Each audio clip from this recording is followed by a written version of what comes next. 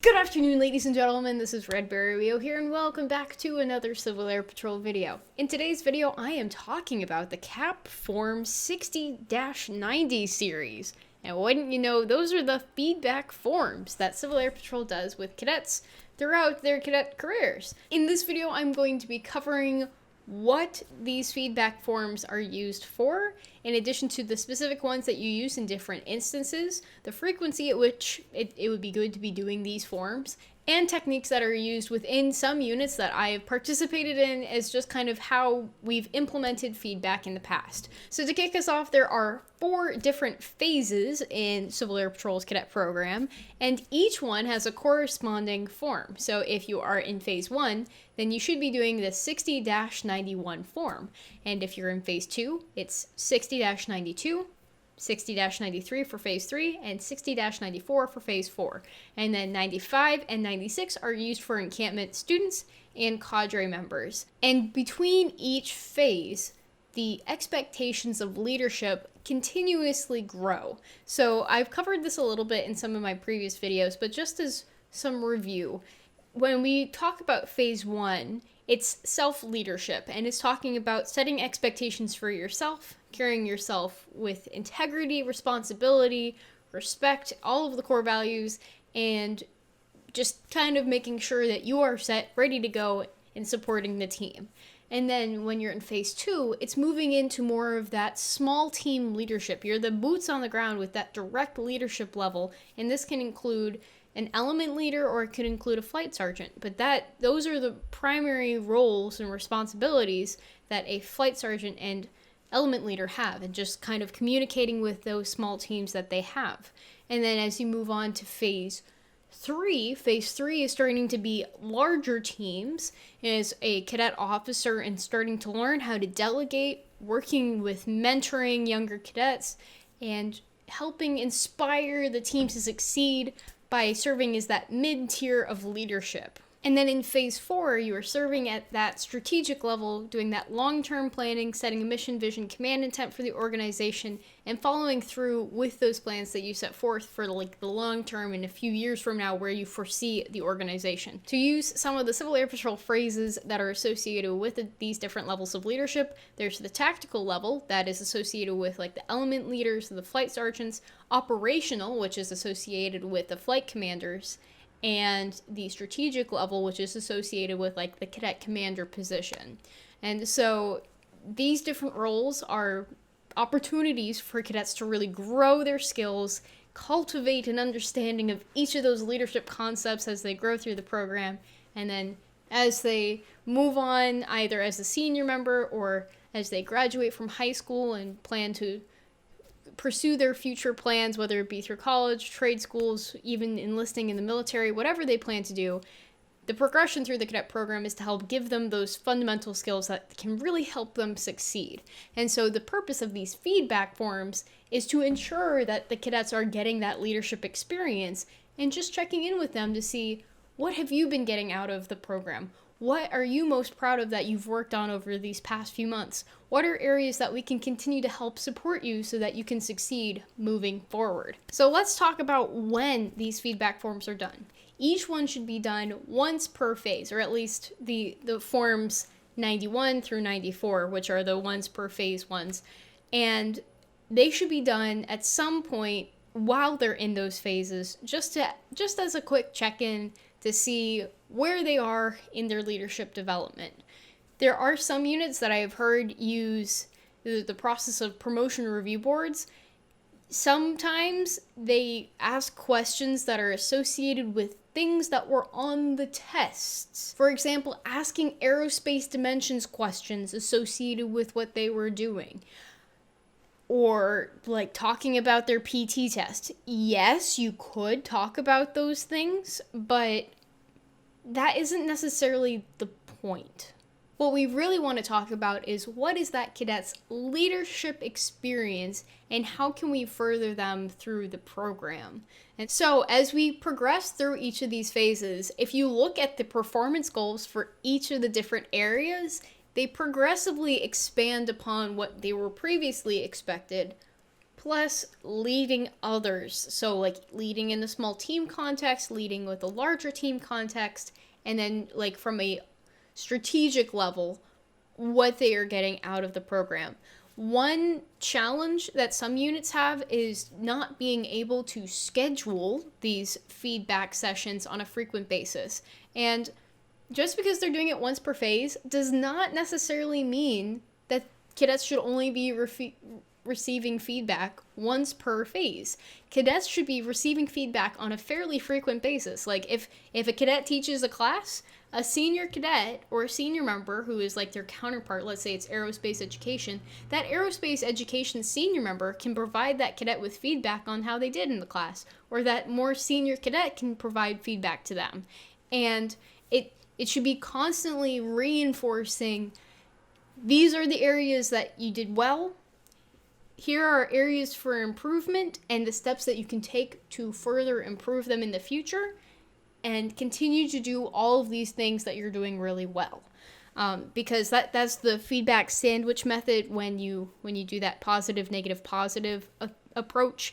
And it's pretty effective because you're starting off with, here are the areas that you're doing well, and we're appreciating the hard work that you're putting in, and then acknowledging that, yes, there are some challenges, and we will work together through those. And then also reinforcing at the end that they are really doing a great job, and just trying to further their confidence in their abilities, because we do want to have positive reinforcement and just being like, you're doing a great job, and appreciating them. Being specific with the feedback is also very important. So my recommendation is figure out some kind of schedule that works best for your unit. So if you find that there is a specific night of the week outside of your meetings that like the flight commanders are consistently available on, and there's a senior member who's available, then you could definitely have some kind of scheduled system where once a week there's like 3 feedback sessions in each, or 4 feedback sessions, and each one is 15 minutes each. That's it. You don't need a ton of time to do each one, but each cadet should receive that individual consideration in that feedback, just so that they have a frequent check-in and they feel like their leader is checking in with them, in addition to just giving them next steps if they're a little lost on where to go.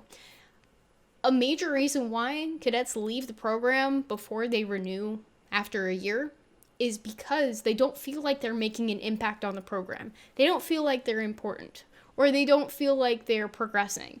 And by having those feedback sessions, it's a chance for the leadership to intervene and just be like, hey, we want to potentially put you into a new leadership opportunity.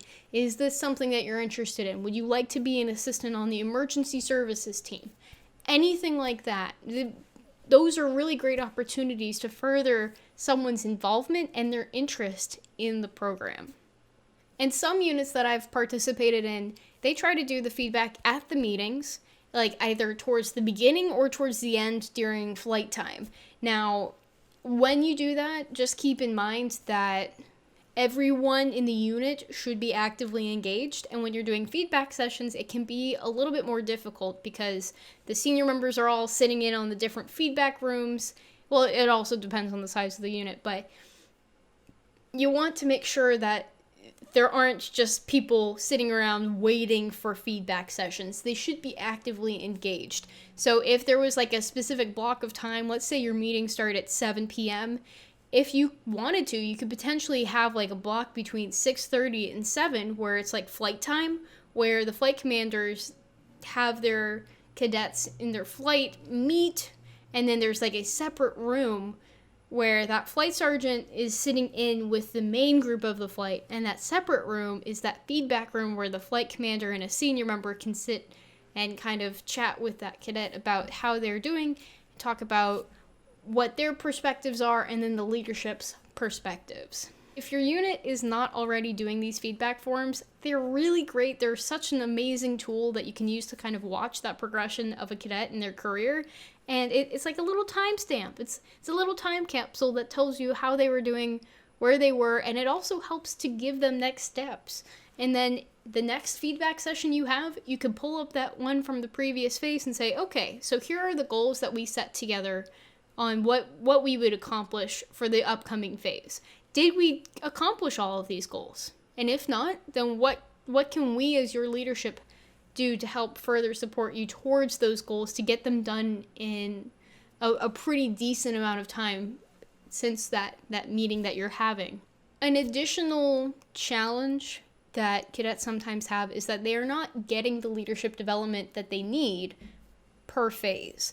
And another purpose of these feedback forms is to really reflect on the leader's part and say, is this cadet ready to move on to the next phase? For example, let's say we've got Cadet Stickman here. Cadet Stickman is a Cadet Chief Master Sergeant, and, well, Cadet Chief Master Sergeant Stickman is acting like an airman.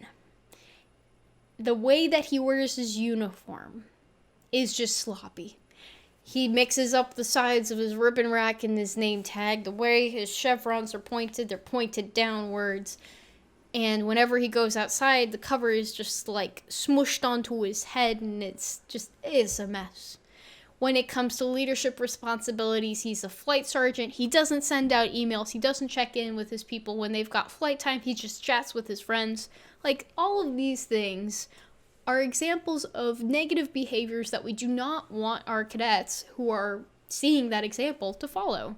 And so in that feedback session, we would discuss those areas of concern, and then it's possible that we retain that cadet Chief Master Sergeant Stickman, in that grade for potentially like 60 days, 30 days, and just give them steps to meet those expectations. And if they don't meet those expectations in those 60 days, then you can continue to delay that promotion just a little bit so that we make sure that they're modeling those positive behaviors and handling themselves maturely before they move on to phase 3. So at the bottom of each of these sheets, it says promotion approved or attained in grade.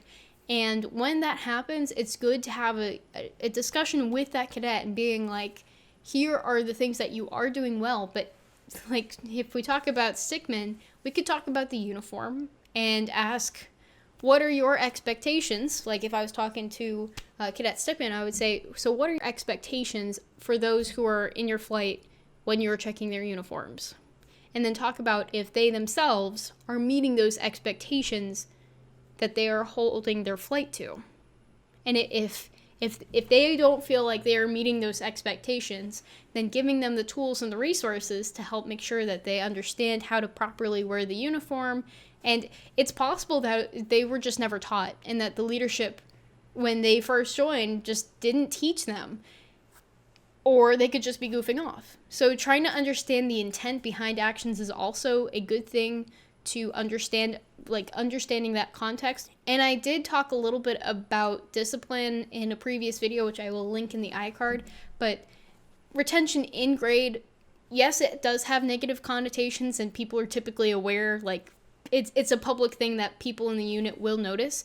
But if it's a negative set of behaviors that you know in your mind that this cadet is not displaying the traits that are associated with being a cadet officer and is marked as needs improvement in each of those areas that are on the form, then it's a discussion worth having with that cadet and saying, do you believe you are meeting the expectations of what a cadet officer is being held to? Do you think you can conduct yourself carrying out those responsibilities as a cadet officer? And having that discussion is really important to help intervene and make sure that they are getting that full leadership development in their Civil Air Patrol cadet career. So I'm going to pause here, and if you do have any questions, please feel free to leave them in the comments down below. Thank you guys so much for watching, and that is all, folks. Until next time, toodles.